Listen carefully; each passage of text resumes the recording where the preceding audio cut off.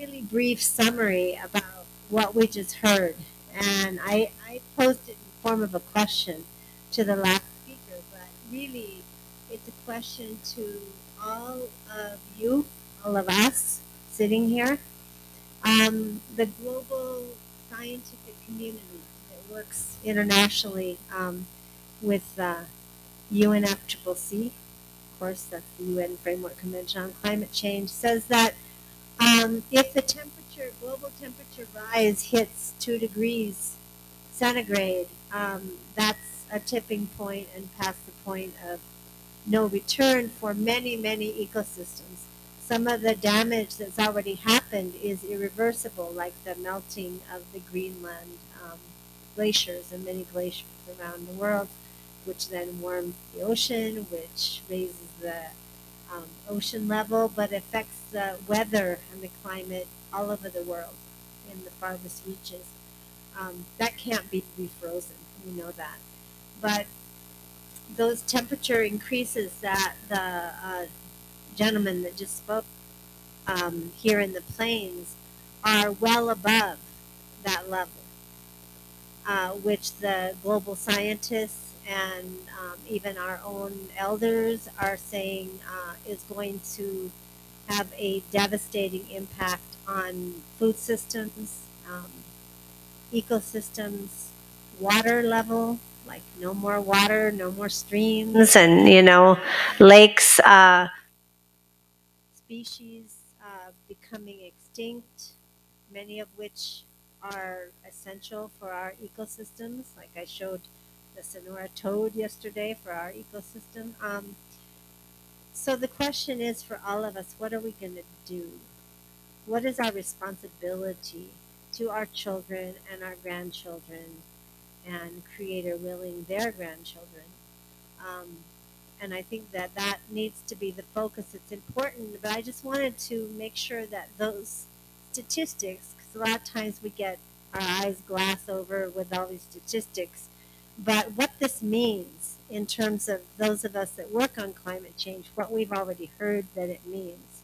And that's why the temperature increase globally, the goal is no more than 1.5 degrees, as I said yesterday, above pre-industrial levels. This isn't above 20 years ago. This is above before they started making machines and factories and all that. 1.5 and 2 is the highest that it's supposed to be able to go. And a lot of places, as the scientist said, it's already reached more than that. So what does that mean? It means some pretty scary stuff from what I've heard. And I just wanted to recap that so that that sinks in and we can talk about what our responsibilities are, what our actions are going to be, what are we going to actually do. Of course, we're going to keep fighting the pipelines and the tar sands and the drilling and all that. But in the meanwhile, what are we going to do to adapt? We heard from a young man how they are storing their seeds like they always have done underground and focusing on drought resistant seeds. What are we doing here in this place to make sure that those kinds of measures are taken? What are we doing so that our buffalo, which is going to sustain you all in the coming time, not the stores, not the store-bought food, not the cattle for sure, they can't withstand these temperature changes.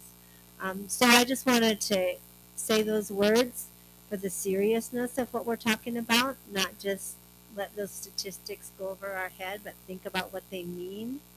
We're going to be hearing more about water, more about housing, more about buffalo restoration and how vital that really is to this discussion as we move into the next part of the conference. But I just wanted to kind of do a recap so that people will look at what we're already facing, not something's going to happen 20 years from now, but now and 20 years from now. So with that, I'll turn the floor back over and thank you for your attention. I know this isn't pleasant to hear, but it's not supposed to be. So let's get real and say what we're going to do. Thank you.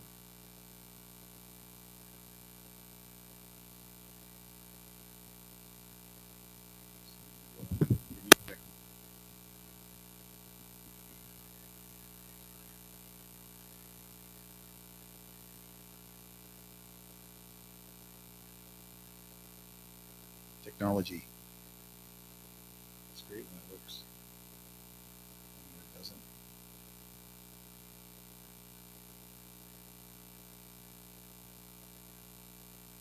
Okay. Are we good? Good to go? Okay. Well, let's continue. It's my pleasure to introduce a friend and a colleague of mine for, I'm not going to say many years, but years. Uh, Her name is Laura Edwards. She's the South Dakota State University Extension specialist, but also she's our state climatologist. She's going to talk about what can we do to prepare for extreme weather conditions. Laura has been the state climatologist of South Dakota since 2017. Previously, she served as an extension climate field specialist in South Dakota and a research scientist in other regions. She works with many groups to use climate information in decision making from the individual to the state. So, with that, please welcome Laura Edwards. Okay, grab that. Push that in. Okay. All right, thank you, James. Yeah, I don't know when we first met, but I've been in South Dakota for about 11 years almost now. So I've appreciated working with James over the many years that we've known each other. So today, the topic they asked me to talk about was preparing for weather and climate extremes. That's a very broad topic, and they gave me essentially a laundry list of things to consider. So I'll go through many of those here, but I do want to say that mitigation or adaptation is really local. You know your own risks, your own vulnerabilities, or where you're vulnerable to different hazards, um, and what kind of information you have, your access to updates of information, things like that, data to support those decisions. And so a lot of this comes down to your local level and your local decision makers and what you have available or can't make available. And like James said earlier this morning, this is really very a Western view. And so I just acknowledge that, but I'm happy to answer questions along the way, um, either through the presentation or at the end. Just this last summer, I crossed the Missouri River at Fort Randall, and now I've crossed the river at Avery Dam and Bridge that goes across the river in South Dakota. And so I took a picture there, and being here with you reminded me of that time. I do want to also acknowledge the land here that you all were here first before people like me. My ancestors come from China and French Canada, so a very different background than you all, and I appreciate the invitation to be here today. Um, Earlier this morning, we had remarks that say that the native people here did not write down a lot, and the oral tradition is strong, and I do appreciate that. But we do have some written records of climate extremes and other eventful, other things of high impact that have occurred in the history of this region. And so we do use these on occasion to describe prehistoric or events of climate history before we started taking daily temperature precipitation measurements, in 1880s, 1890s. So just kind of overview of some climate impacts for South Dakota. Imtiaz, just before me, covered quite a bit of this, and I think he described very well the climate trends and projections and extremes, in particular the swings that we see and the increase in precipitation in general. He did try to describe too, and I think he did okay on this too, that our winter temperatures are warming faster than any other season. Summer temperatures, he remember showed heated events, the frequency of high heat events, maybe aren't increasing as much in the summer, and that our number of extreme cold events in the winter are decreasing. And so we're seeing, granted, warming on an annual scale, but more of that is concentrated in the winter than any other season. What does that mean for impacts? Well, that means warmer winters increases potential of overwintering for some pest insects, for example. Um, Maybe some plant disease that are maybe in the soil that benefit from warmer soil temperatures. And we also have a longer frost-free season, which I'll talk about a little bit later, that has several different impacts, both good and bad, I'd say, positive and negative. The combination of wetter and warmer conditions also allows a more favorable environment for some of these pests, and especially in the agricultural setting, which is where I spend most of my time in extension. Um, we see warmer and wetter conditions favor plant disease, um, and also though favors plant growth and vegetation growth. So you see more biomass, more plant material growing faster. But there's pros and cons to that, right? Same goes for weeds, not just the thing that you want to grow, for example. So also with dried periods, though, too, we see different kinds of insects and disease issues in dry times, such as this year. The grasshopper infestation was about as large as we've seen in about a decade. So we do see other concerns in dry times. And over a long period of time, I know this statement sounds vague, but I think there's a lot we don't know as far as how are different species going to adapt to these very rapid changes between wet and dry times, having more extreme rainfall events in general, being warmer in some seasons, having warmer overnight temperatures, things like that. We don't know exactly everything that will adapt very well. Also thinking of kind of the wooded areas that you hear in the Black Hills in particular. A very dynamic, complicated situation there, where it can affect how much snow is captured, for example, which leads to how much water and runoff we have in the warm season, right? And so there's having the forest and plains both in our region can make that a little more complicated, where the plains region, water wise anyway, generally depends more on spring and summer rainfall. But we have a snow melt driven system in the Missouri River with snow in the Rocky Mountains, and here locally, snow in the Black Hills that drives some of the rivers, reservoirs, and irrigation systems. So think though that we'll see more frequent dry times in between these heavier wet times. And then also changes in fire regimes, which I'll talk about a little bit later as well.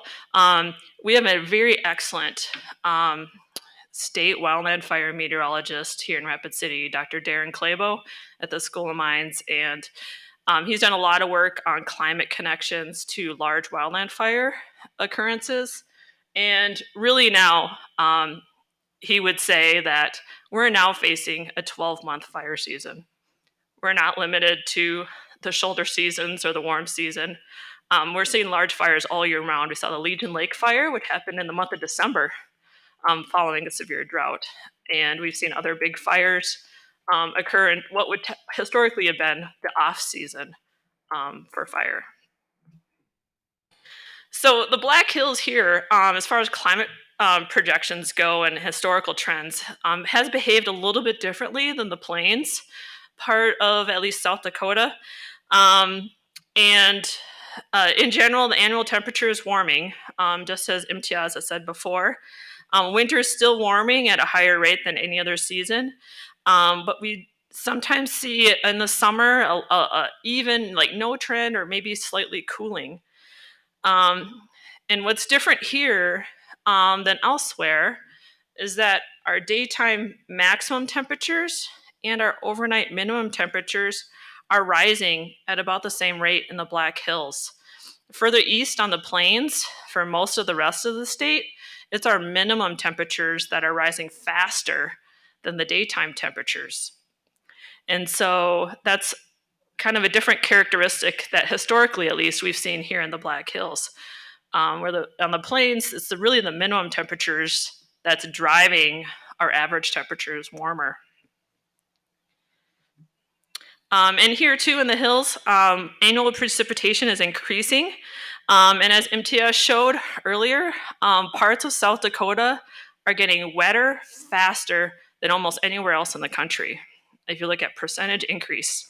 And he showed some newer data even than what I typically show, but that's been a trend the last decade or so, where we've seen recently this part of the country getting wetter faster than most anywhere else. Here in the Black Hills, most of that increase is coming in the fall season, but it's highly variable. We see a lot of ups and downs in all the seasons. And winter season precipitation, again, thinking of this area as being the snow capture zone for rivers and irrigation systems and so on. Winter precipitation has been decreasing, and so that's curious, and that's a little bit different impact. Where MTS did show we are seeing increases in snow in a lot of the area too, and I think we're starting to see kind of a movement towards wetter winter seasons in general um, in this part of the country. Um, the National Climate Assessment. I don't know if someone has presented parts of this before. They're currently in writing the next draft of this that I believe will be open for public comment towards the end of the year. So I encourage you all to take a look at that if you see those announcements come out. And I believe they'll have a fairly long window for public comment. But this is from the last National Climate Assessment in the chapter that focuses on the Northern Great Plains, and they did have some tribal adaptation pieces there. And I know the font is very small, but I just wanted to bring your attention to that they have described some of the impacts that they had identified back then. This is in 2018 when this report was published, and that they are updating this, and they really want to hear and know what is going on Native lands in Indian country. The authors of the National Climate Assessment. So getting into climate adaptation and being able to plan for and be ready for climate and weather, I'll call weather extremes too. There's a really great toolkit out there called the Climate Resilience Toolkit. I only know this because I was one of the curators, one of the people who helped collect resources for this group of resources. We have a section here for the Northern Great Plains that we finalized last year. And we had a lot of people from across the region, including Stefan Tangent from the CASC and some others helping to represent tribal interests. And so there are some resources here that are purely focused on the Northern Great Plains. But there are a lot of other resources there too that maybe were developed or created in other regions, but could be applied here to our area. And some are just national resources that are just broad for everybody. So I encourage you to take a look at that and see if there's anything that might be helpful for you. Again, thinking of planning and climate resilience, this is one of the places that I send people to first, at least, to really just get a whole breadth of what might be available out there before you start tackling creating your own and doing your own process. So having a plan. A lot of people more recently have been asking me about drought, in particular in South Dakota. And I know it's been, we're now in our third year of drought, and it's been ebbing and flowing and very extreme at times, and currently is in some places. As far as tribal interests go, having your FEMA all hazard plan is a start. And I know there's been a lot of work there, sometimes with coordinating with the county, but sometimes doing it on your own. I will say in my experience, I also sit on the state's hazard mitigation team, and where the state's FEMA all hazard plan is revised, which includes a drought plan as an appendix. So they actually have a separate, currently, at least currently, they have a separate drought plan in addition to their all hazard plan. And there's kind of some bonus brownie points if you include climate change hazards or risks in your FEMA all hazard plan. And there's a financial incentive to do that, at least at the state level. So I encourage you to take that as maybe your first step, because that covers a lot of weather hazards. Not drought so much. That's partly why we have a drought plan separately. But a lot of like severe weather, winter storms, tornadoes, flooding, a lot of those kinds of things that cause a lot of infrastructure damage. That's kind of FEMA's sweet spot, is when there's infrastructure damage involved. There are hazard mitigation funds from the state, and I believe some tribes have used those funds in maybe cost sharing, construction of tornado safe shelters, things like that. That's what I've seen when I've in the years that I've sat on the hazard mitigation team. But they have both planning and implementation funds available at times. So I encourage you to check that out, contact the state office, and peer to kind of find out their timelines and deadlines for some of those applications. And sometimes they have funds available after a disaster occurs. There's some pot of money set aside for mitigation of any hazard. So, for example, there was a big ice storm on Christmas some years ago. Percentage of that money is set aside for mitigation for any hazard. It doesn't have to be an ice storm. And so think of that too after there's disasters. The derechos, for example, last year or earlier this year. Developing a drought action plan. And I specifically put in the word action. I will admit our state drought plan doesn't have a lot of action in it. When it comes down to action, we have a shorter document called the incident annex, and that's what we follow typically when there's drought. And that's what governs our state drought task force and those kinds of things. But there's a lot of questions there. I have a couple here to consider, but I'll go into drought a little bit later too. Drought is a kind of a difficult thing because it's not well forecasted, at least not currently. It can be short-term, long-term. It can come on quickly. It can come on slow. It can last a few months. It can last a few years. It's very difficult to plan for drought. But I think there are some structures that we can recommend and advise to plan for drought. And underlying all of this is communication. Having your core team of people you check in with regularly, whether or not there's a disaster in place or forecasted. Have that team of people who can help share your message out, who can agree on your plan together, who you can work with and revise occasionally as well. You can't just have a plan and have it sit on the shelf. South Dakota was one of the first states to have a drought plan, I believe, in 1985, and it sat there until about 2016. So I know there's some groups up in, I believe it's Fort Peck Indian community in northern Montana. They have a drought plan, but it's using climate indices, climate data that's not available anymore. So they need to revise their drought plan because their information is no longer available to identify the drought situation. So drought preparation, this is the current U.S. Drought Monitor. I'm guessing maybe Doug or somebody shared this yesterday. Certainly it's affecting a lot of tribal areas, Yankton Sioux Tribe, Pine Ridge, Rosebud to some extent, and some others. We've had quite a big turnaround this last fall, last 6 to 8 weeks.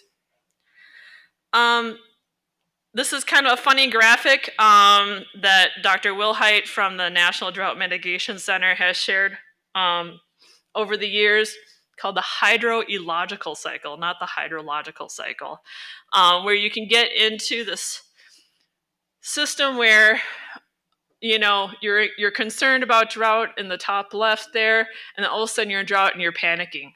And then you have rain, and then you're like, oh, well, it can ease up a little bit.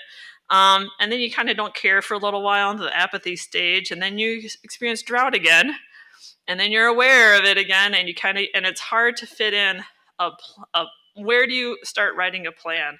We always recommend, it is always recommended start a drought plan when you're not in drought. But then, you could be in flood. So when do you start your flood plan, right? So I know it's difficult, but um, there, it's never a bad time to start a drought plan, I would say. Um, but when you were thinking of putting together a plan for drought, which again is admittedly complicated, a lot of things to consider. I've heard a lot of references to buffalo production, raising buffalo for benefits of the landscape, ecosystem, cultural and social reasons. That's all important. Cattle and sheep too. You got to worry about food and water, both heat stress and cold stress, and we have some tools that help with that with our weather station network.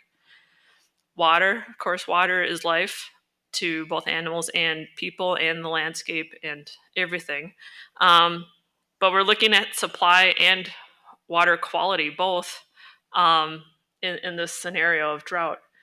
A lot of health aspects here that there's a really great scientist, Dr. Jesse Bill, down in Nebraska, who's worked a lot.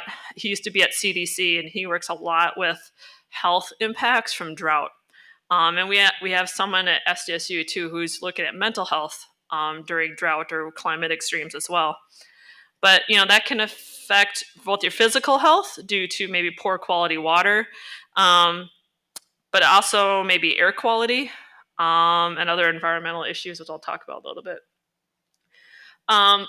Drought also affecting garden and local food productions. I know there's a lot more movement on tribal lands to create and build local food production and communities for that. And so, of course, drought can affect that like anyone else. Small businesses, tourism, I know at the state level, when there's drought like 2017, there's a lot of word getting out about this extreme drought in South Dakota, high fire risk everywhere. And the tourism department did a lot of marketing, a lot of promotion on all the benefits of coming to South Dakota during that time. Trying to, and this is where your communication, your team has a role in communicating what are all the good things that are happening in the area, in the community, including small businesses. What can they do, and how can they help kind of fill in some holes or help address problems that may arise during drought? Yeah. Oh, might need a microphone. I'm sorry. Oh, yep. You got one. Oh, hi. Yeah.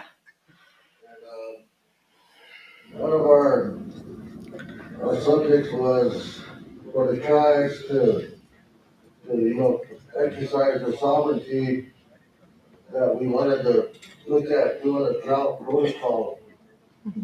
Is this the drought protocol right here? Yep, this could be part of that. Absolutely. Yep.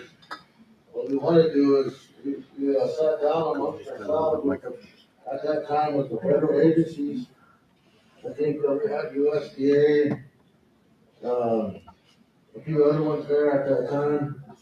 But we're trying to do what you're just saying right here is develop a protocol on a nation-to-nation basis with the tribes and then working with federal agencies. But my question is, we do get this protocol, and we get a protocol for a declaration.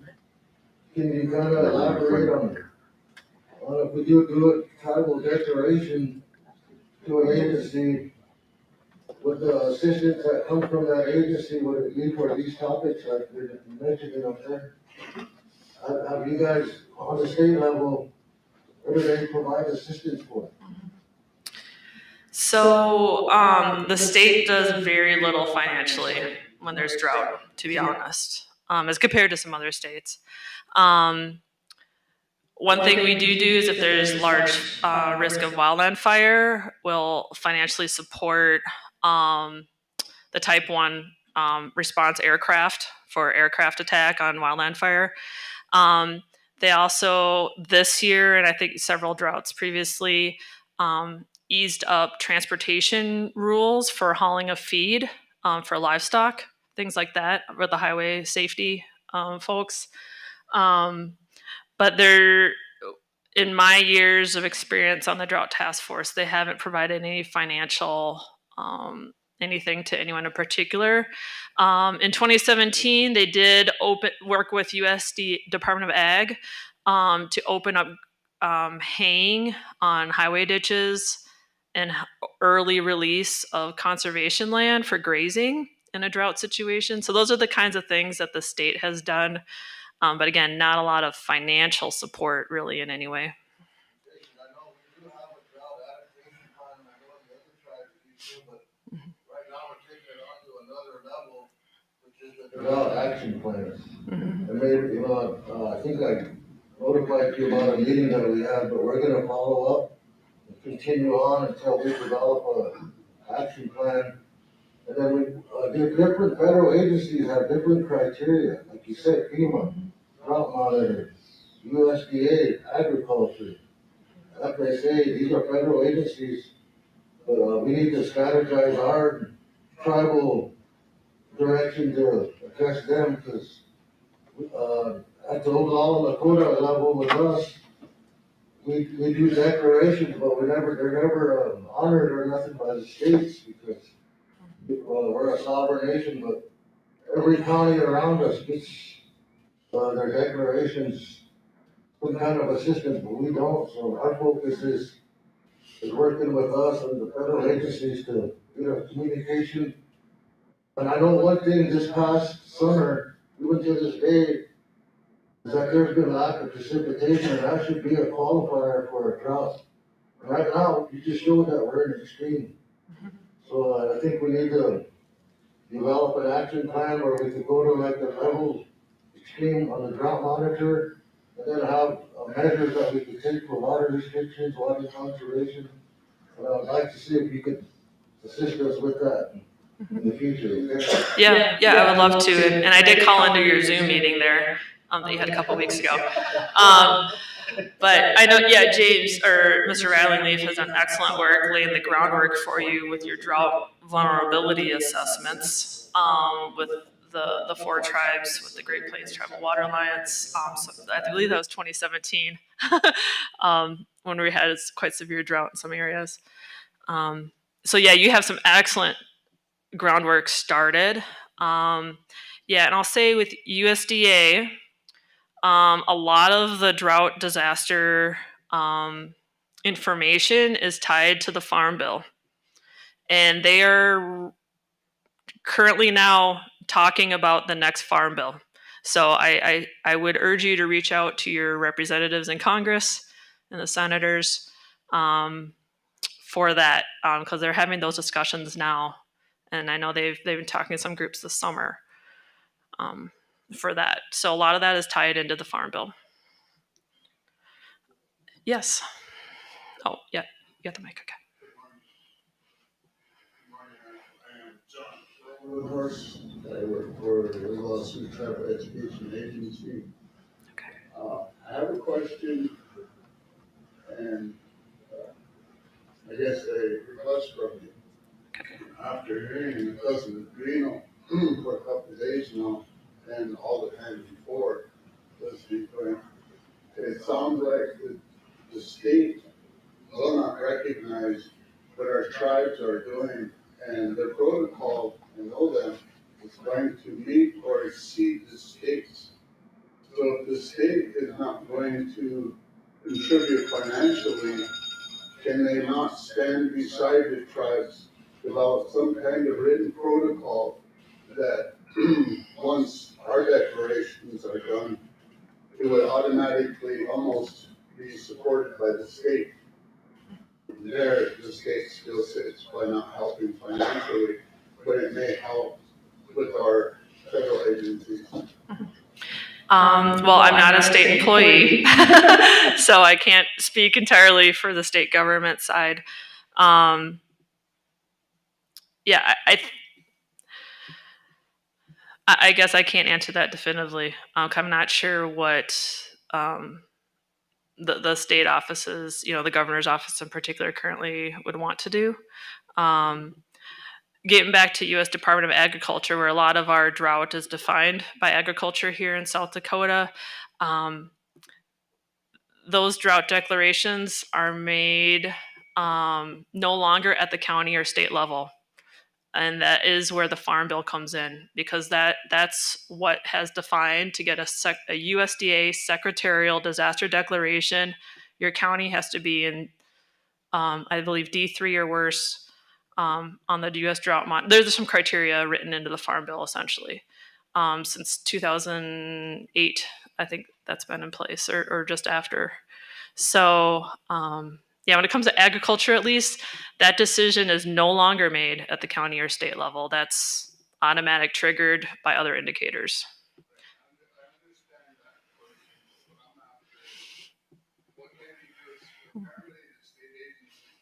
Okay. So what can you do to recommend a procedure that we won't have to fight with the state on every event? Yeah, I'm happy to be at the table and help facilitate that conversation.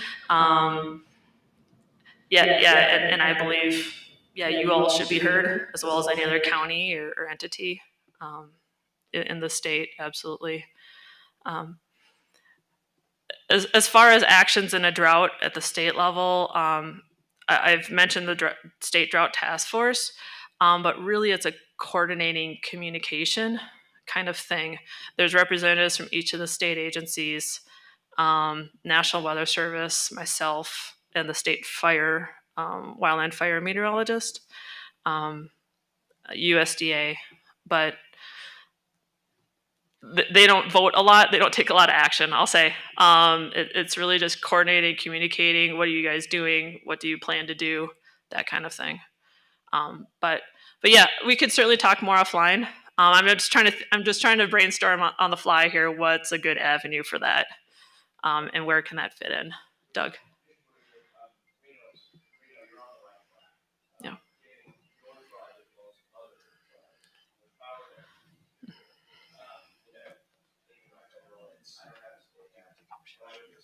Okay. Okay.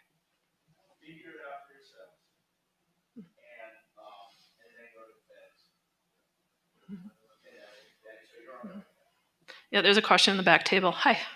Hi. Yeah. Hi, Paula. Yeah. I was going to ask you is exactly about the drought task force. You know, what is it on? Yeah, talk closer. Okay. Okay. And one of my questions is, you know, developing the goals and objectives of your task force. Can you suggest to include tribal involvement? You know, because that, to me, that would be an important step too, is to get tribal involvement on that task force, because we have people like Reno and Syed and Great Plains Water, you know, Great Plains Water Lines that can contribute enormously to that task force, because, you know, with the combined number of acres that all the tribal, you know, all the reservations have, we do have a big chunk of grasslands, and we are being affected by drought, just like everybody else. But, you know, having a seat at that table would be important too. And I just want to thank you for your great information. Sure. Yeah, thank you, Paula. I agree, and I will make that request. The Drought Task Force is co-chaired by Department of Public Safety and Department of Ag and Natural Resources. One representative from each of those organizations. So, but I feel I can make that request. So Maybe you can let some of the tribal people know if they need to make a formal, you know, request as, you know, tribal governments or however, you know. Okay. Okay. Yep. I'd like to interject something. Oh, Phil. Hi. I want to remind my relatives here that coming from a treaty perspective,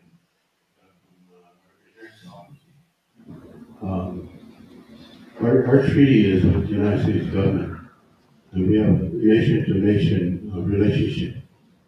So we don't work with the state. I mean, that's my opinion or position. We are sovereign, so that means that we can create these things ourselves. We have to start thinking sovereign. Don't rely on the state.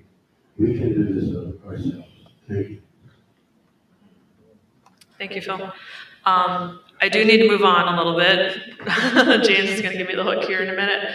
On this slide here, I just want to say that SDSU Extension, who I work for, and the National Drought Mitigation Center, USDA, a lot of us have resources in drought planning from the individual farm or ranch level through communities up through state level drought plans. We have experience and examples that we can bring forth for you to help with that process if you so desire. So please do reach out. And if I can't do it, I can help find somebody who can help walk you through. This is a couple examples from the Drought Mitigation Center and the drought ready communities and managing drought risk on the ranch, which actually has some South Dakota specific examples actually in there as well. So they're really great guidebooks. I call them workbooks to help you think through some things when you're thinking about drought planning. I will say when it comes to drought, I cannot overemphasize how important monitoring is. Knowing what your normal conditions are and keeping track some way, however that is, of where you are compared to normal, whether it be precipitation, temperature, you know, how much sage you've pulled, how many, potatoes you've been able to find out in the wild, things like that, all help in identifying when you're seeing drought and how severe it is. Human health, and I mentioned that Jesse Bill at Nebraska and Dr. Andrea Bjornstead at South Dakota have worked a lot on the mental health and physical health part of this. I was just yesterday. The reason why I wasn't here yesterday is Where's our microphones? He needs one and I need one.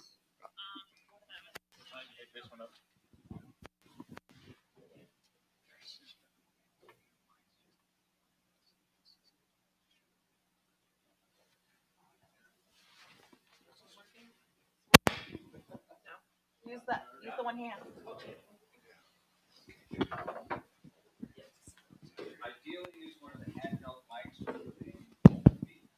Oh, there you go.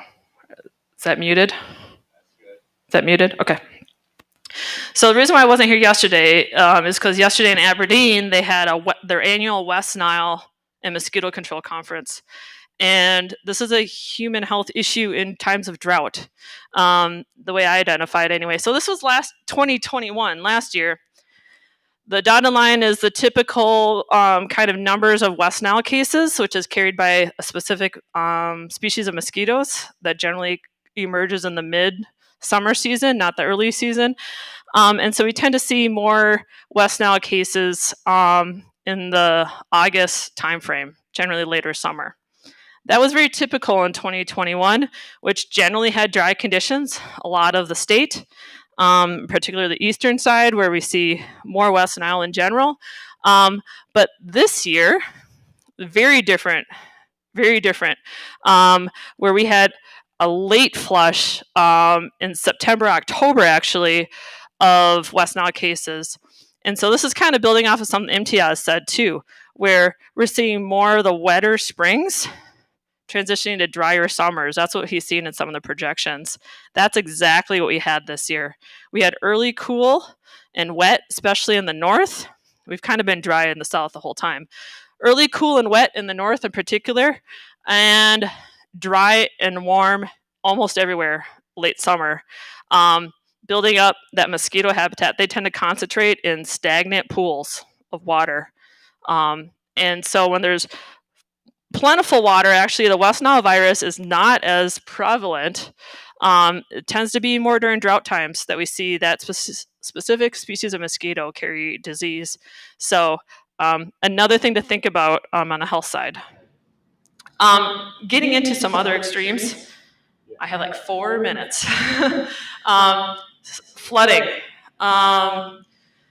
2 two kinds of flooding. One is kind of our spring flooding that we see due to snowmelt, which could be in the plains or the mountains. This was March 2019, the James River in eastern. So this is taking off courtesy of Delta Airlines out of Aberdeen, and I took a picture from the plane of the James River, and you could see the floodplain. For those of you who aren't as familiar with that, the elevation change on the James River is about 1 foot per mile. Very, very flat. And so that was March 27th. About a week and a half later, 2 weeks later, April 5th, it was all melted. This is the road near our place where we live on the farm. And all that snow had melted and overland flooded. And as you know now, there's a lot of flooding out here too. The Cheyenne, White, various rivers. And it didn't just end there. 2019 ended up being the record wettest year statewide, heads and shoulders above 1915, to their previous state record anyway. So we've seen, even local flooding history, but certainly 2019 on Rosebud was one of them, on the White River as well, as I mentioned. So we're also seeing increasing in flash flooding, and preparing for that is very difficult because they're very short term. It's really like the National Weather Service issuing a flash flood warning, where you see a heavy rain event that can drive flooding very quickly, and then it goes away. But keeping in mind, you could still have that short-term drought in between these heavy rainfall events. But we're seeing an increase in these heavy rain events. It's very difficult outside of, protecting your homes, your structures, elevating, what you can out of the floodplain.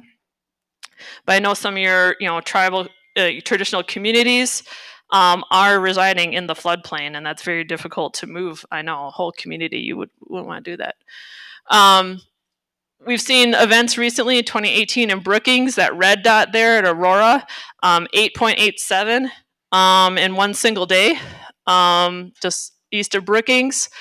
Up in Brown County, just 2 years ago, saw 14 inches in a day, basically an evening, and overnight.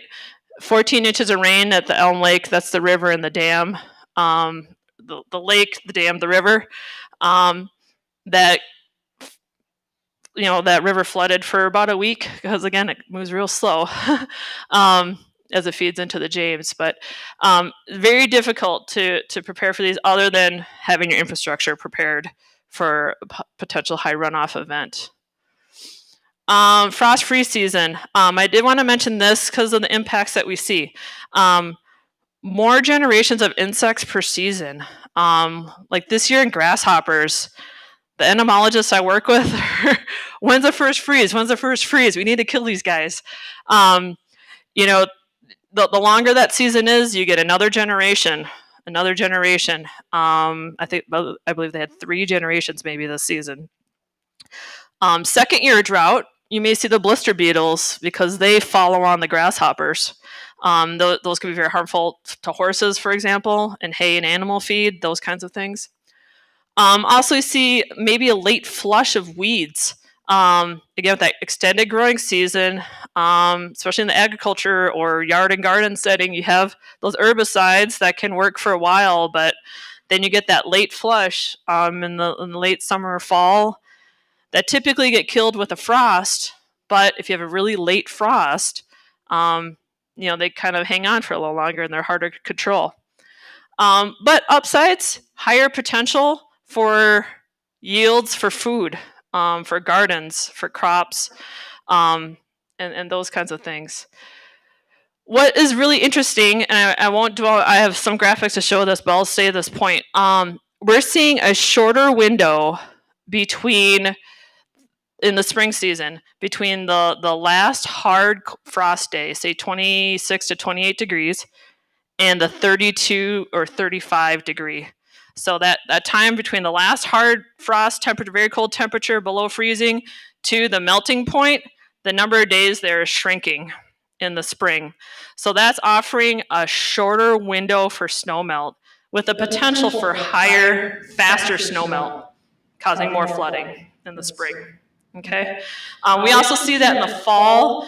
I don't know that that's so much of a factor, but we're seeing that shorter window between when we see 32 degrees to that hard freeze, fewer days in between. But it's really erratic when we see when we see that first frost in the fall or that last frost in the spring. They're kind of all over the board. MTS kind of touched on this, the extended growing seasons. Here in the western part of the state, this is an example from Lawrence County, we're seeing the last spring occur earlier and the first fall occur later, about the same rate. But up in the northeastern part of the state where I am, we're seeing slightly earlier spring frost, but our fall frosts are going way later, faster than the earlier spring. So they're not evenly spaced on the spring and fall as far as the frost-free season goes. Severe weather. Oh, but that's a tough one. There's a lot of hazards there to consider. National Weather Service, we got Dave Hintz here. He and his staff do the best job they can forecasting. Their job is to protect life and property. And they're the ones that you want to look out for when there's severe weather, potentially on the way, winter storms to summer storms.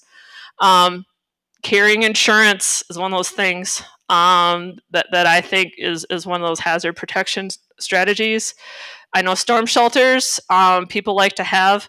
I know they're pretty expensive, and finding a good place for them in the community is sometimes challenging. But that's one way to help.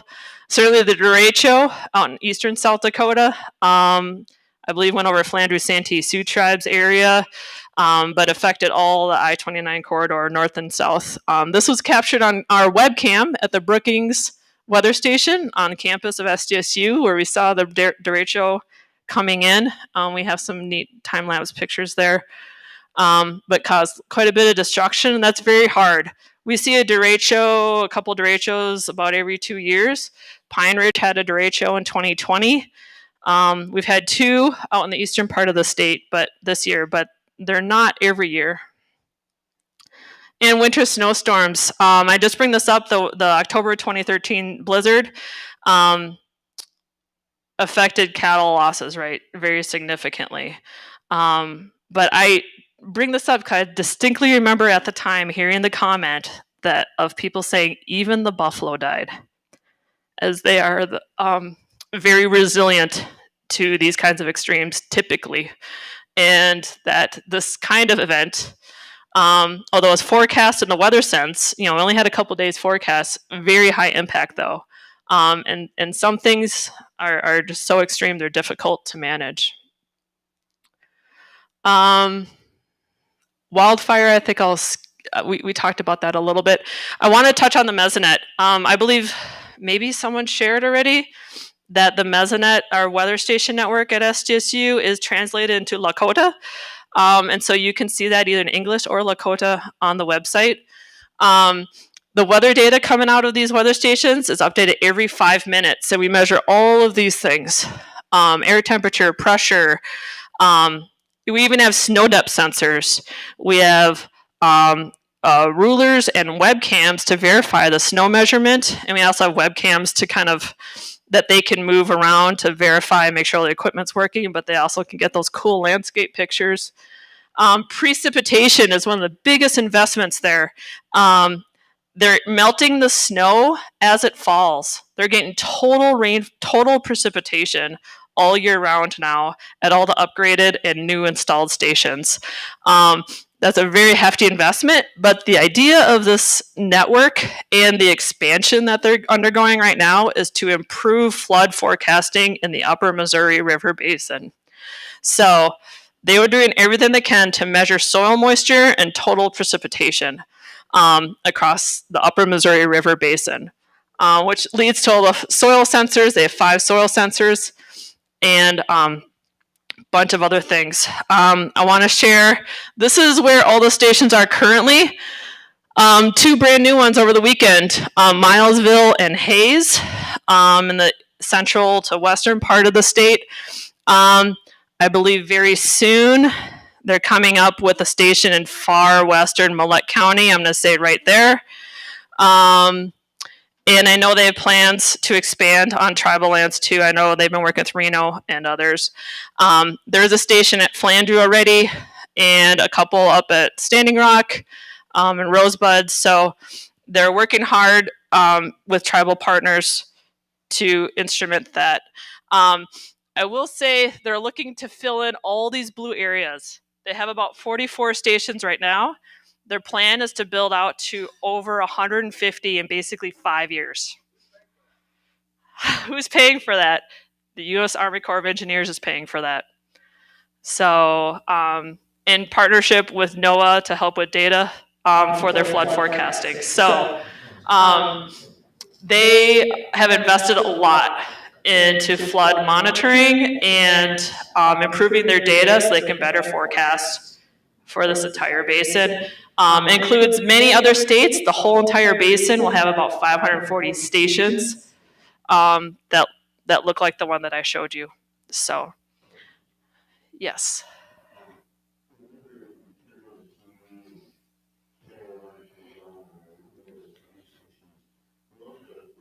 On that map.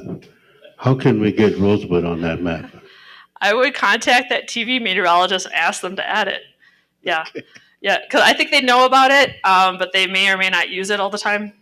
Yep. The National Weather Service, I do know, will look at the data from here, and when you see those summaries, of extreme cold recently, they include mesonet in their weather data reports.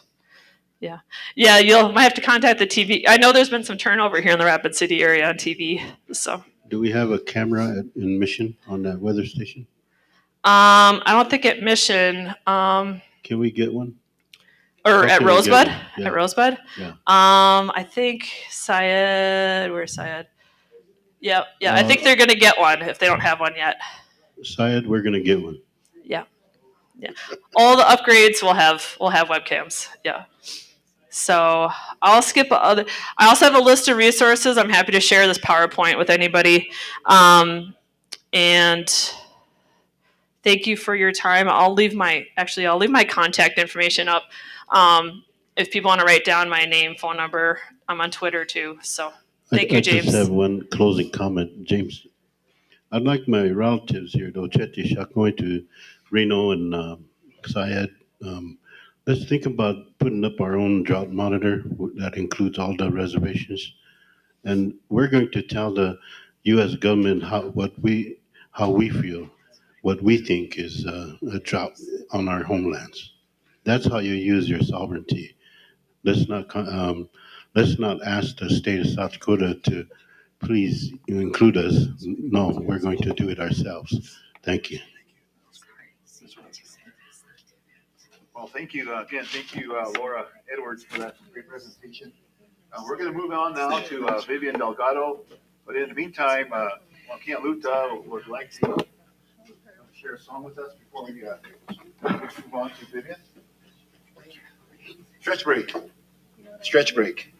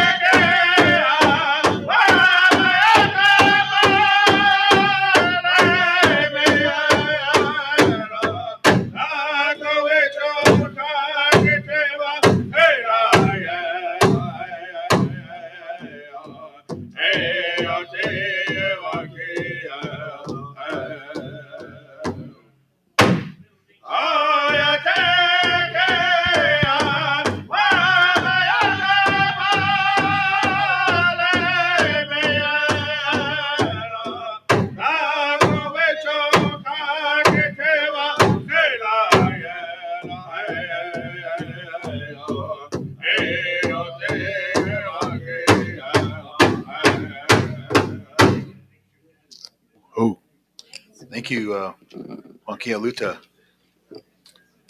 Quick announcement. Go ahead. Um, we're going to be working on a survey. What do you call that? Evaluation. At the end of the conference, should be able to email it to you and get your responses on this conference so we can keep improving on it. Thank you. Thank you, Phil. Our next presenter will be Dr. Vivian Delgado. She's from the International Indian Treaty Council. She's Yaqui and Tewa. She'll be speaking on immigration statistics in South Dakota. Dr. Delgado's professional background is in indigenous philosophy and higher education. She wrote, developed, and taught decolonizing curriculum in indigenous studies and social justice. Indigenous science is a term that she uses interchangeably with indigenous knowledge and traditional ecological knowledge.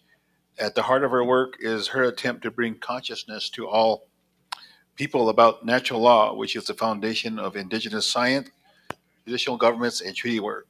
So please welcome Dr. Delgado. Vivian. Okay, can everyone hear me okay? Okay. Los Engineer, Kichialia, Inipo, Vivian Delgado, Tite Ek, Haamidakiapi, Wase Wakawia, Hamia, Shantewashte Iyuha, Ichichia Pia. I want to thank JC and Andrea and Phil for giving me the opportunity to have a few words here today. I've thought a lot about what I wanted to talk about. And so at the heart of my work, I'm a philosopher, and I think very deeply about everything that we do. I think deeply about the environment, the earth, and all of the things that make us who we are. So bear with me, and we'll get through this. So in my introduction, I want to discuss the impacts of immigration and migration in South Dakota and what impact that has on the motherland and the resources. As we know, as the population increases, there's more wear and tear on the land and the resources, and there's more that we have to put out to provide. Immigration, though, is a process through which people from other countries come here to take permanent residency. And migration is like a natural form of movement, and it's always been that way among Indigenous people.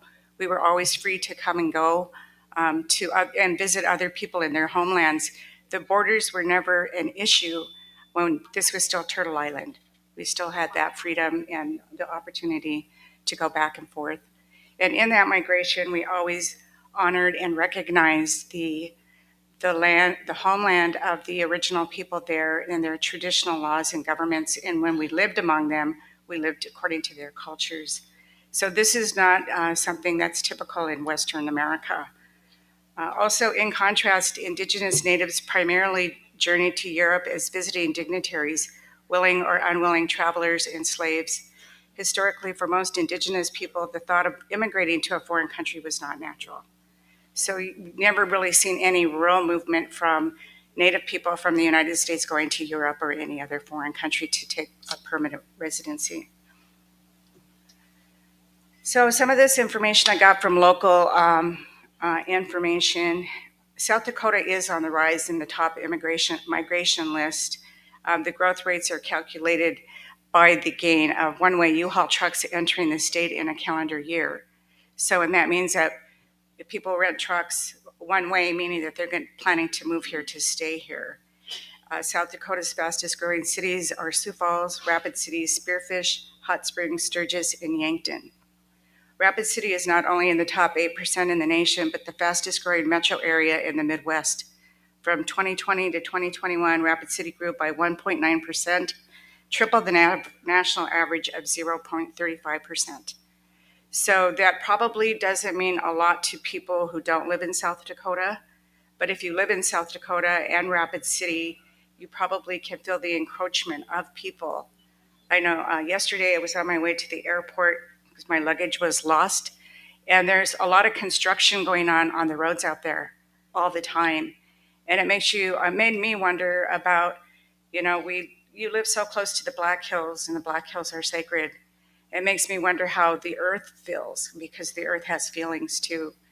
And I know in our culture in the Southwest, among the Taos Pueblo people, we were always warned and advised to not walk on the ground when the grass is first coming up from the dirt, from the soil, even if you have moccasins on, because the earth could feel that. So you go around, and then I think about all of the invasive ways that we develop cities and bring people here. It's a tremendous, tremendous weight on the people who live here. Somehow we need to communicate to whoever that a lot of this migration and immigration to our country is not acceptable. So there's issues for current migrations and immigrations.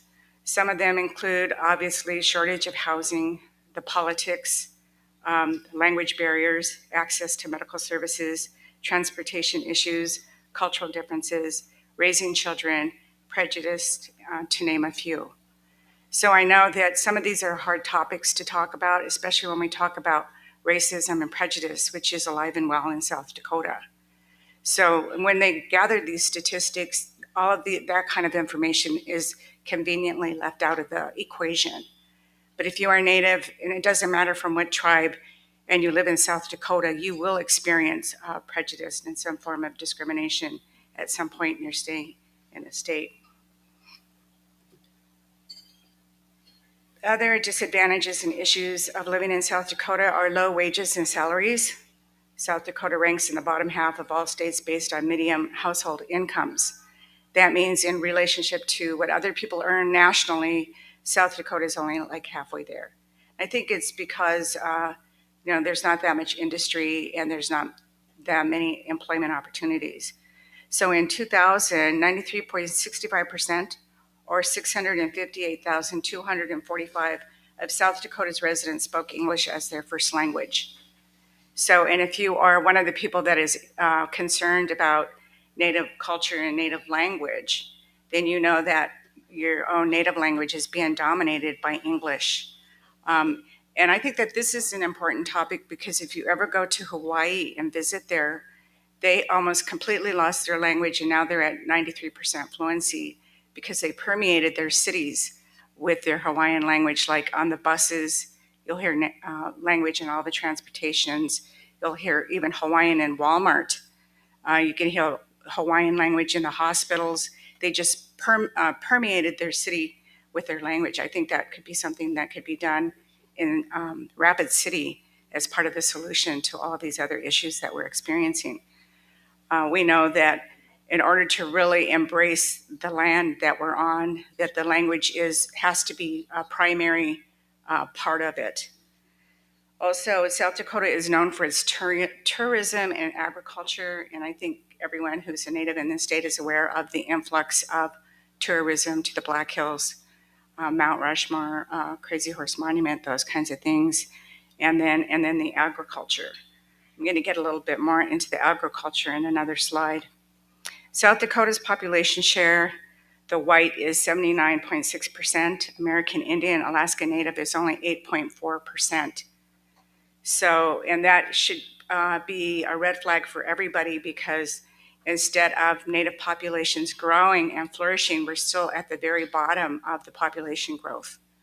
So whatever you hear from statistics, especially like clinics and government agencies, that we have an overabundance of babies being born and things like that, it's not true. We need to have more Native people. There's already not enough Native people in this country to go around, and we can't afford to lose anybody or lose track of our population. And then in some of these statistics, there are Native people who don't want to cooperate with data collection. They don't want to be a statistic, so maybe they're not counted in that number. So in 2018, 35,175 immigrants, foreign-born, comprised 4% of the population in South Dakota. Now that doesn't include the recent immigration coming into South Dakota and the United States from the Ukraine. I did see in the newspaper a good number of those folks are coming to South Dakota. So that would be another thing, of concern maybe, because we see that already the ethnic groups that settled in South Dakota include Germans, Norwegians, Dutch, Danes, Russians, and Irish primarily in Vicksburg Eureka, Tabor, and Lake Hendricks. A patchwork of European ethnic settlement colors the history of South Dakota. And that's never really brought up. You know, if you look at any of the curriculum in any of the schools and in higher education, the percentage of the white population is never brought up. It's always compared to something else, like to deviate away from the dominance. And then in contrast, the entire state of South Dakota has a total of 77,116 square miles, of which 12% are reservation or trust lands. Census data puts the state population at 812,383. A conservative estimate places the number of Native American residents at 68,976, which is only 8.57%. And this statistic was taken in March of 2022. Again, you know, I think that we should be concerned about our population numbers and start asking why those numbers aren't growing. You know, we already know that we have a lower life expectancy, so we need to be looking at birth rates and what happens to the population of people that are indigenous here. So there's factors of race on immigration and migration in South Dakota as well. In the white population 2020 census, the white population remained the largest race or ethnicity group in the US, with 204.3 million people identifying as white alone. So you think about that. You know, when I was younger, we used to travel and just go from reservation to reservation. All the towns in between were like foreign countries because you didn't see Native people. You didn't see, you only seen white people. But you think about, you know, this is our country and this is where we come from, then where are all the people? I finally took a trip, first time out of the country to Guatemala. And when we landed at the airport and got off, the only people you see are brown people. And that was like a real flash for me because I thought I wasn't used to that. I think that we've conditioned ourselves to live and work among the white population without thinking about, you know, where are our people? We always talk about our people. Where are they? Are we really that few in number? We should be asking ourselves that. And then overall, there's 235.4 million people reported white alone or in combination with another group. So that particular racial group is growing, and we're not. So that should be another concern. The most common age among whites in the US is 58, more than double that of racial and ethnic minorities. And then I thought, just as a side note, threw this in for interest, the DNA study finds that Aboriginal Australians are the world's oldest civilization. And we talked a little bit about different groups of people yesterday, and I thought that was kind of an interesting thing to throw in there. Factors on immigration and agriculture in South Dakota. According to the American Immigration Council, immigrants make up 7% of all workers in farming, fishing, and forestry in South Dakota. Their labor is strongly linked to food prices. So I know that everyone's been talking about inflation. I was really shocked to see how much the gas in Rapid City costs. It's about $3.99 a gallon. Where I'm at in Colorado, we're still probably about $3.49 to $3.37 a gallon. So, and you put that on top of the rising food costs here, and then the unemployment, and then the low income of salaries per household. You know, how is everybody expected to live? It's just unbelievable. So then, and then we know that labor is strongly linked to food prices. And that was a 2022 statistic. And so we look at who is the labor, where are they, and who are they? We know that there are a lot of people that come here to work in the fields that are from Mexico, Central, and South America. But they have trouble. If you get into the data and look at what they have to do to be here, there's like a special pot of funds the government uses to help them get emergency like visas so they can work here, but they're not permanent. And then another part of that problem is that they pay taxes, but when they leave this country, they never get to claim their taxes. But the US government makes them seem like they are a burden to the country, you know, the encroachment, when really the largest immigration population in the United States is coming from Europe. And we should be concerned about that. According to the USDA, next year, for the first time in history, we as a country will be importing more agricultural goods than we export. So a little bit earlier, I talked about the inflation, the cost of food, the cost of gas. When we start importing all of these things, the cost is going to continue to go up. So we heard a lot yesterday about sustainability, food sovereignty, what we need to do to take care of things in our own backyard. Well, this is part of it. And I think the more that we can be sovereign and independent, starting with our own families, then the less strain we will feel from the inflation and what's happening when we go out and purchase things. I think everybody here is aware that there is what is called a convenient tax that the states and federal government uses. Every single time you go out of your house and you buy something, you are taxed.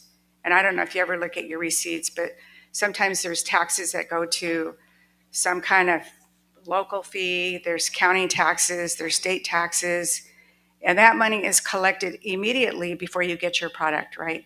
Those are called convenient taxes. So how much money of those convenient taxes go back into the local economy? It really doesn't. It goes back to those governments that are claiming those taxes. So I think, if you live in Rapid City and you're from one of the tribes, some of those taxes actually should be coming back to the tribes because this is your land. This is still territorial land, and it was never given up.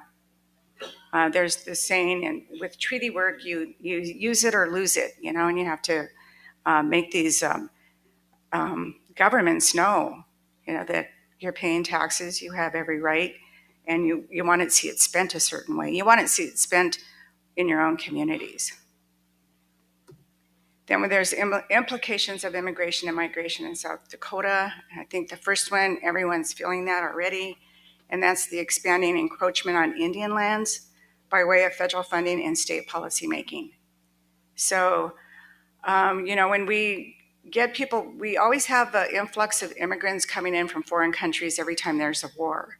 So right now, the latest war was in the Ukraine, so we're seeing some immigrants coming from there. And they come to South Dakota and other places close to other Indian reservations, but they never consult the tribes. It's your land, or it's our land. Do we agree? I mean, do we have a say in that, or do we just continue to let that happen? And then there's immigration of foreign-born citizens to South Dakota that enforce the status quo.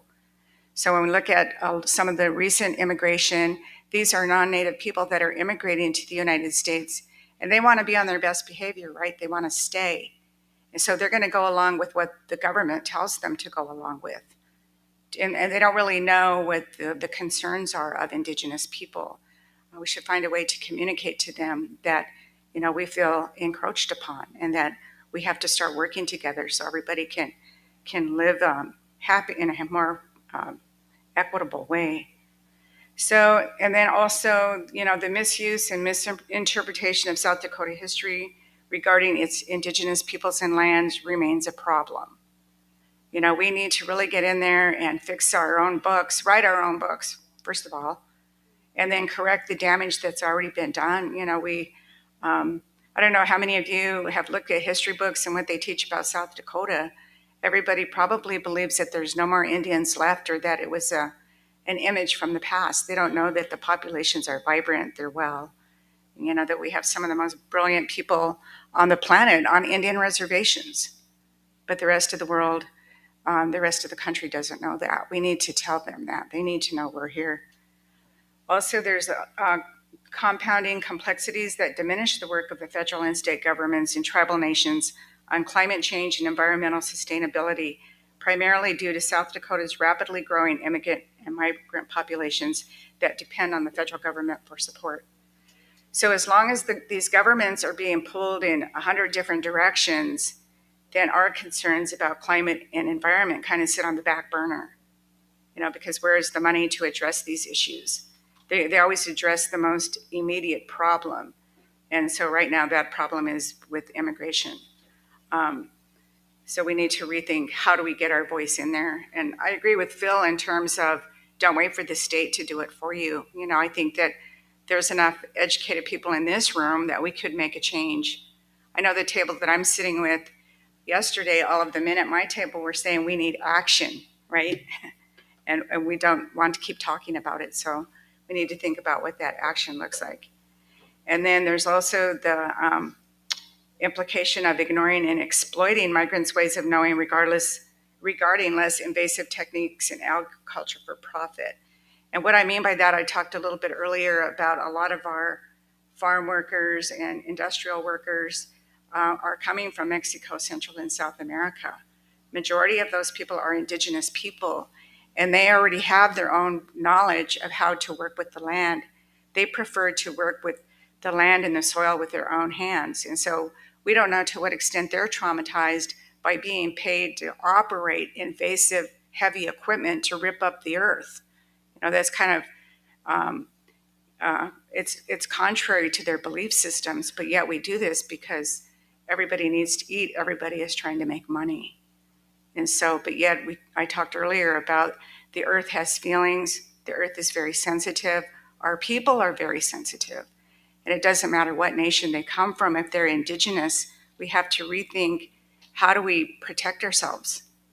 We're being invaded almost on every single level, and we need to take care of each other and hopefully not have long-term impacts from that. But it sounds like we're not doing a good job of that. So, and this last slide kind of gets back into like what I'm about. I am, studied philosophy as my degree program. And I had a research question, what is the definition of wisdom? And I went to 5 different tribes and looked for answers. And they were all tribes that were not related to each other. And I did find that there were patterns and strains of all indigenous people.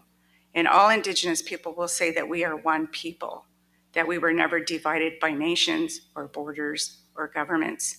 And I think that type of thinking needs to get back to like where we're at today. So, and then we heard a lot from different scientists, and they have good work. I mean, they're informing us, but we're not part of that information on an equal basis. They still don't understand how we know what we know, which isn't coming out of books. As a child, your earliest teacher is your mother and your family, and you can watch how indigenous people respond to their environment. The environment and the earth contributes to your intelligence. And if you have that growing up, then you start to understand how you relate to everything that's living around you. Those things cannot be taught in a school or a book. Those things are taught from love, from being in close contact with people who love you and care about you. So there is a widely shared understanding that in our modern world, we have arrogantly and foolishly believed in science, a product largely of intellect alone and not of our whole being, as an instrument for imposing our will upon nature. And we see that over and over again with a lot of the testing, a lot of the measurements. Like everywhere you go, you have to prove something. Especially if you're native, you have to prove who you are, what you are, where you came from, all of this. That's not our way of doing things. And so, we're always pressed for having to prove that. I mean, it's ridiculous. And we're in our own country. It should be the other way around, right? And then in the relationship among people, Europeans and Americans have often assumed the right to impose their values and desires upon peoples whose lives are not yet based on the digital applications of science. And what I mean by that, a lot of our traditional people, older people and young people, have not totally embraced technology. It still is in contrast with how they think and how they feel. And if you push people too hard, they're going to resist even harder. I've traveled once recently with a woman who's Asian, and she thought that my technical skills weren't up to par, and she thought that they should be, and that by my having to depend on anybody to get me connected to the internet or any of the digital technology, that I was putting people out. And I had to explain to her that that's not how we see it. We each come to this on our own. It's not a competition. We're not trying to be the best techies out there. That's not what we do. And so, and with our older people, even my mom, she had trouble even with her remote control for her TV.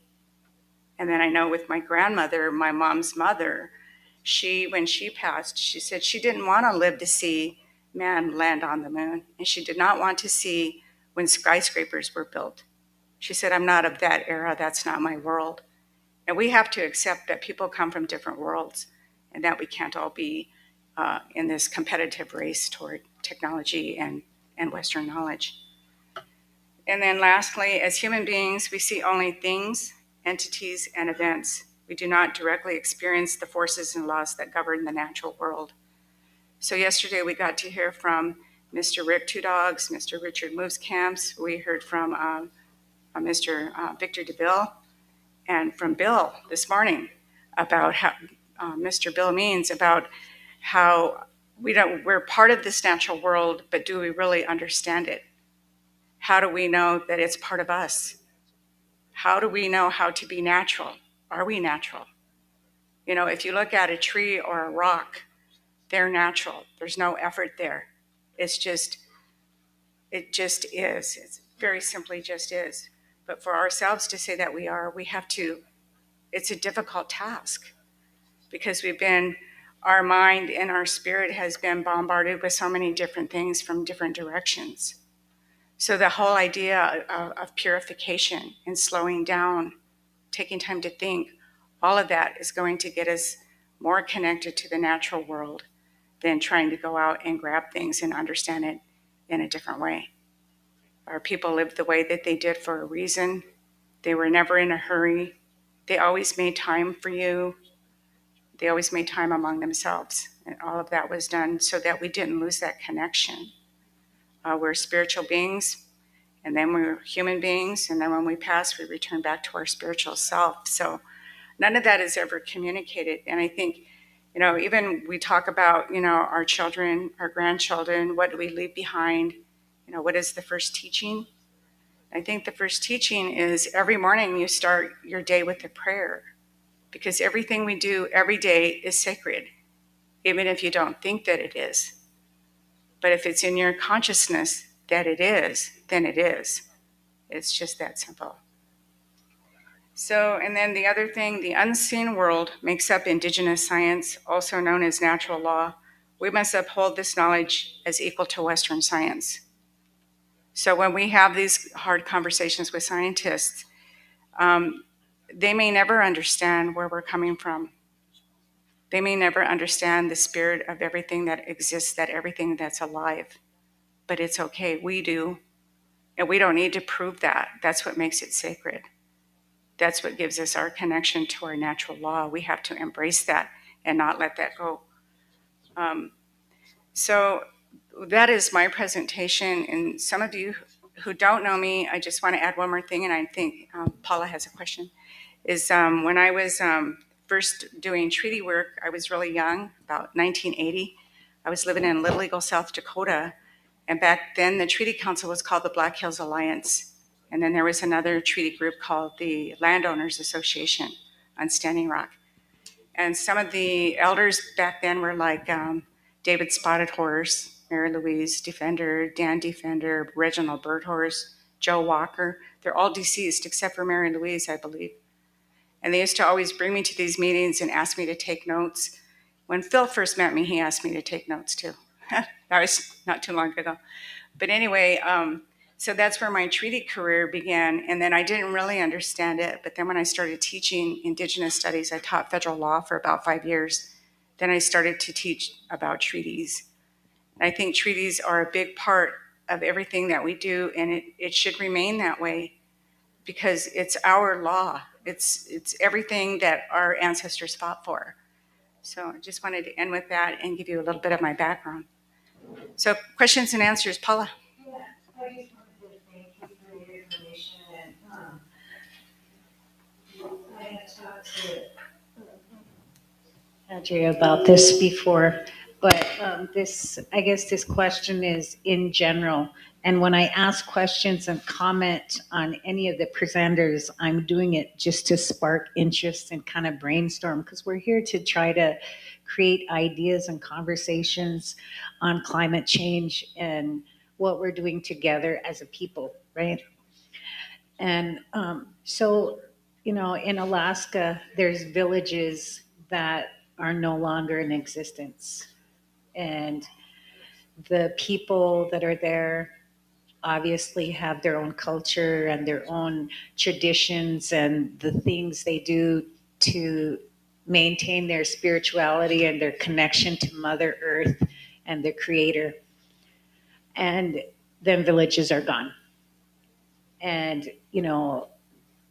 this is a question for us in general. Where are them people? And now we have people who are being affected by hurricanes down in, like in Florida, the native people down there. They have the same thing. They have their connection to Mother Earth. They do their ceremonies. I'm sure they have their own sacred sites, just like the people in Alaska. When them people lose, I mean, they don't lose the connection. I think they talked about it yesterday where they're going to go back there someday. But in the meantime, as people, if we're all one, and we are, how are we going to support them people? Because like people in the Southwest, they're moving to the Dakotas and to the upper Midwest because it's too hot there. I've been talking for about 10 years about climate migration and refugees. How are we going to address that within um, the boundaries of the Oceti Sakowin? How are we going to address that as within the boundaries of the reservations? Are we going to be able to open our extend a handshake and ask, welcome these people who no longer have homes? And how is that going to affect our spirituality? Now they have no locations to do their ceremonies. How in the past, did our people welcome individuals or tribal members or even tribes or peoples, nations, whatever, to be able, because to me, any loss of a ceremony or a sacred site is going to affect all of us, because there's a balance across the world, like you're saying, and I really love your presentation about how, we're all interrelated. How are we going to maintain that spiritual balance, and what can we do? I just kind of, would like your comments, and that question is for every person in this room. How are we going to do that? Because there are going to be a lot of people moving inland, not only from land loss, the oceans are rising. What are we going to do as a people here? Because there are going to be so many people moving inward. How are we going to address that? There's going to be good and bad, Thanks. Yeah, thank you, Paula, for your comment. There's a couple of things, I think that with the indigenous people that are dislocated, I think it is, we should be the first people to respond to them and to reach out for them. And if we're not able to do it in a physical way, then we can sure offer prayers and direction for where they go. A lot of indigenous people don't want to leave their homelands. It's not ideal for them to leave, like the swamplands in Louisiana, to come and live in the Midwest on the plains. It just doesn't. And Dr. Cluck yesterday talked about the migration of the people from the south to the north because of rising temperatures. But if you're an indigenous person from the Southwest, that hot weather is not a problem. The people there have adapted to high climate. They use food for one, and they use, certain teas that they drink to keep their body cool, and how their houses were built at one time kept them cool. So ideally, most indigenous people would not take that path. I think he was talking about non-indigenous people, but he didn't have his data segregated by race. So we're just assuming that people from the Southwest want to come here. So I know, Bill, you had your hand up? Yes, true. Quick here,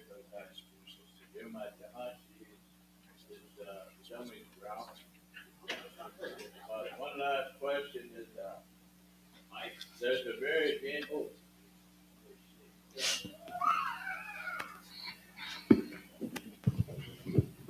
there's a very dangerous way. You mentioned teaching and various ways of manipulating what we learn. There's a policy here in the state of South Dakota is very dangerous. It's called critical race theory, which is another way of saying that we're only going to teach you things we want you to learn. In other words, they want to revise everything. They don't want to teach anybody about treaties. They don't want to teach anybody about the cultural ways of Lakota and the difference between Lakota and Washuchus. So I just wanted to bring that up because a lot of people in here, our teachers, are involved in education. And we got to fight for the right to tell the truth. They try to edit us out of existence in the public education of the United States, but we can't let them do that. Oceti, Tilo. Mm-hmm. Yeah, there's a really great book out there called Critical Race, Through the Lens, The White Racial Frame by Joe Fagan, who is a national leader on racial um, inequalities. And in his book, it opens up with the foundation of this country was built on stolen Indian lands, and the wealth came from the back of black slaves. And so I used that book in my social justice class to my students, and my white students had never heard of it before, and they were embarrassed by it and they were hurt by it, but emotionally we connected, and most of them were willing to take the responsibility, to make that right. And I think that by not talking about it, we don't do anything about it. And I think the real racial issue really needs to happen among white people because it's their problem and not ours. What we could do is offer them the different texts and books to read to catch up to like where we're at. But in our prayers when we say Omitakiase, that includes it includes all races of people. So a lot of times we have to meet them where they're at. Claude? Yes. Claude Trudeau. Istanbul, Lakota Treaty Council. One of the short, I try to make it short because a lot of people know I can talk. And what my concern is that, when we pray, we have the awareness of the 6 directions when we pray with our sacred Shanupa. What the concern we have, the elders have been shaken in their shoes when it comes to our young people today with the an extreme amount of alcohol and drug abuse, that there's so much fear in our own communities. So the 7th direction is yourself. You need to address yourself. We need to address ourselves to become aware. If we love who we are and we love our way of life, then we need to address who we are. We need to start strengthening who we are individually. We need to find that concept and find that right road. When we walk this red road, we find what grandpas have said. When you pick up this pipe, people are going to spit on you. They're going to throw rocks at you. They're going to tell you that, who do you think you are? And I know, I started a book in 1991, and it's called Return to the Center. We're coming back to the center of our circle. And to do that, and there's a lot of things that you have to do. Forgiving yourself, forgiving others. Who today can learn how to forgive our perpetrators, what they've done to us? And we always run to alcohol and drug to numb that historical trauma. So I believe, the traumas we have to address to get our healthy nation back. One of the things that I feel like young people should go into, and it's a small, vocational thing probably, A lot of us have problems with our washers and dryers. When a washer goes out or dryer goes out, when we buy these things from stores here in Rapid or Sioux Falls or Pierre, it says 5-year warranty or 10-year warranty, and we can't get it fixed because somewhere along the line they're going to keep postponing the whatever for 5 months, 6 months, and finally, you can get tired of waiting for your washer and dryer to be fixed. Why can't we have some of our young people go in that direction to fix our washers and dryers that we can, and it's so far away from the communities that, to get our washer and dryer fixed. So these are the concerns that, and I'd like to ask the young people to go, some of these, I don't know, vocational schools offer that type of training, but a lot of things that we have that we need good uh, repairmen or whatever to help us in that direction. So I appreciate your comments. I like, I told my nephew here, I said, I like her. Thank you. But I like what you're sharing. I like the, the data, some of the things that I grew up with, Wola Kota. And Wola Kota, I'm glad that I grew up that way. I grew up with my language. And I feel very blessed that I was raised that way. And so I want to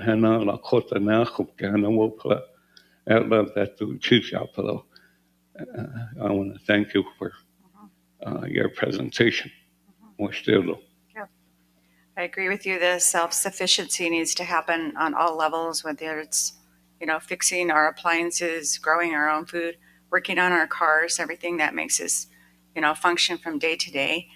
I want to leave one last thing for the youth, for the parents that have small children and young adults and everybody else in between. Every night we go to bed, and when we are asleep, we're fasting from food and water. You can teach your young people that they're about ready to go on a fast. If they could smudge, purify, take a shower or something before they go to bed, and know that they are going on a journey when they're asleep.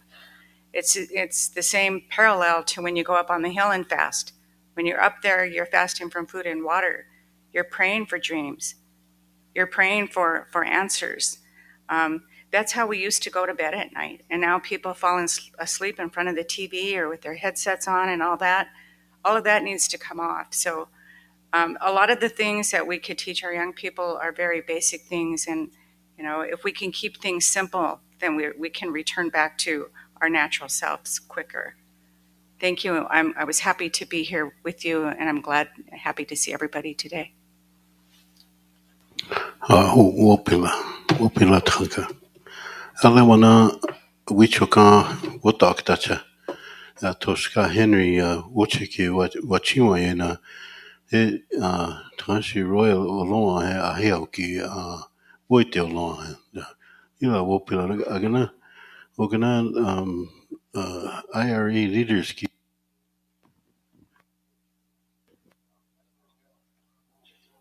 aha IRE councilman ki lo chimna chichi.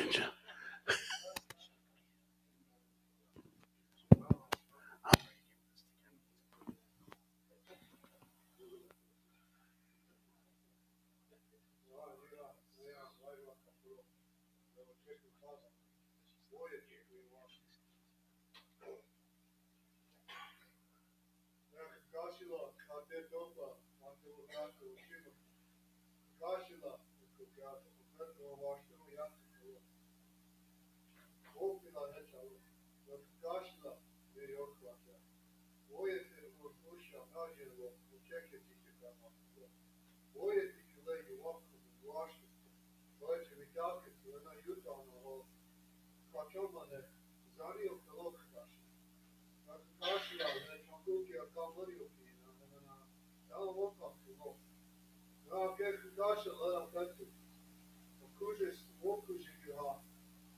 Kuže ti te tak pa ne na kokitsia. Wakana wakaje kokitsia. Kashila. Ishkala ni wakam. Ishkala taka oda soyapo. Well, better be you wash the heat to Kurtia. They're not after Wallaki. You wash the wash. Ushilana Okapo. Leake, Hakakaska Hoshila Mecha. Usha. Ochete, Kichikana. Ushilana Okapo. Kashi.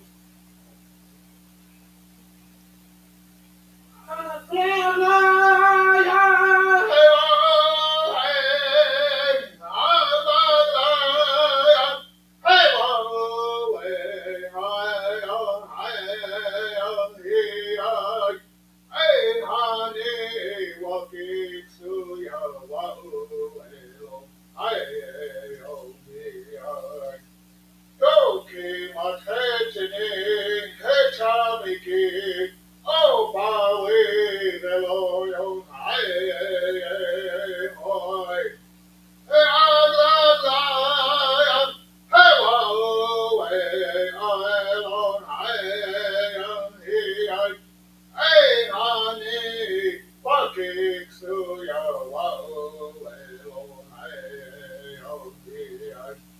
Okay, my tragedy, Hechamiki, oh, my way, the Lord,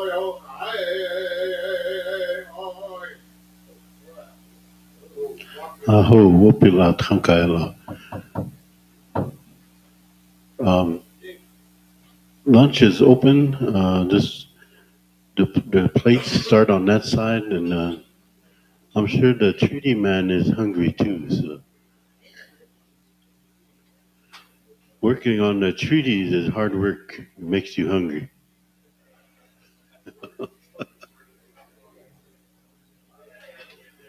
I'm very proud of my nephew there, Henry, and Matranshi Royal Yellowhawk. These are young men that have carried on the spiritual ways, the traditional ways. A lot of the old spiritual leaders have left us, and but now it's their turn, our turn to step up and